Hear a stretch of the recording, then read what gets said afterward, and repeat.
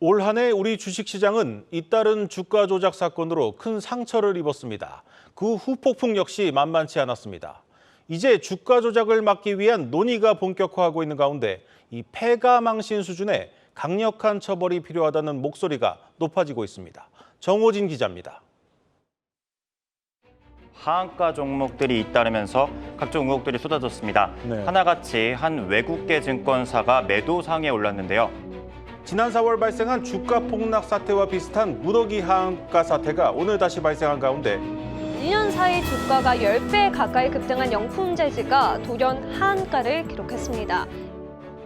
지난 4월 벌어진 이른바 SG 사태부터 한 투자 카페에서 시작된 무더기 하한가 사태, 그리고 지난 10월 영풍재지 사태까지 2023년 우리 증시는 주가 조작으로 얼룩진 한 해를 보냈습니다. CFD로 촉발됐던 SG 사태 당시 서울가스, 대성홀딩스 등 시세 조종에 연루됐던 9개 종목의 시가총액은 단 3주 만에 9조 원 넘게 사라졌습니다.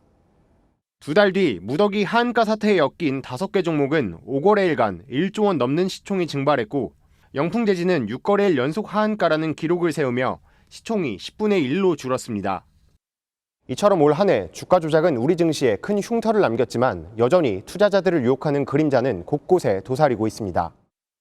SNS상에서 불법 리딩방 광고는 여전히 횡행하고 있고, 모의 투자 앱을 활용한 신흥 수법을 비롯해 유명인과 금융사를 사칭한 불법 행위도 어렵지 않게 찾아볼 수 있습니다.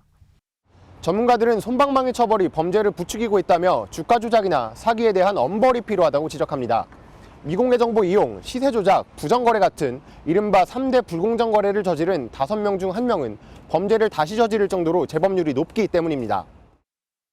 대한민국은 주가 조작에 대해서 아주 관대한 편입니다. 2, 3년 징역 살고 와서 평생 먹을 돈이 생기기 때문에 주가 조작이 반복해 일어납니다.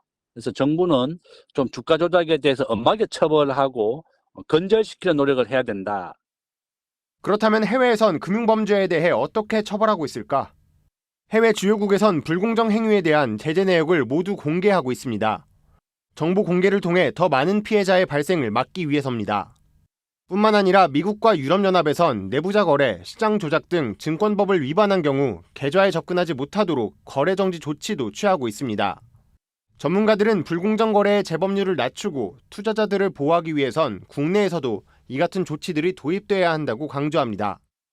자본시장 선진국들은 자본시장 불공정 거래 행위에 대해서 형사제재 이외에도 즉각적으로 대응이 가능한 행정제재를 통해서 불공정 거래 행위를 억제하려고 하고 있습니다. 거래 제한을 시작하게 되면 아무래도 재범률이 매우 높은 자본시장 불공정 거래 행위를 억제하는 효과가 있을 것으로 기대가 됩니다.